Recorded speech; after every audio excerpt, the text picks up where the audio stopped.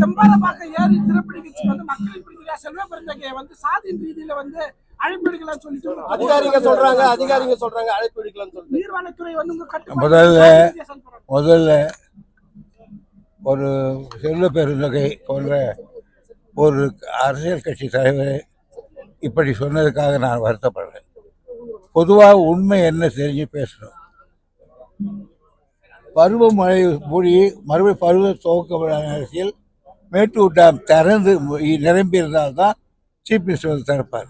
அந்த ஒன்றை தான் நாங்கள் திறப்பாங்க, மேலே லோக்கல் திறப்பாங்க. இது மாதிரி சின்ன சின்ன இதெல்லாம் ஆற்று குறுக்கு மேலே கட்டியிருந்தா பண்ண மாட்டாங்க. அதுக்காக அவர் வந்து அவ்வளோ பெரிய உதவி செய்கிறார். கூப்பிடணும்னா கூப்பிடலாம், அது ஒரு தப்பு கிடையாது. என்ன கிடையாது, அதாவது இது யாருமே கூப்பிட மாட்டாங்க.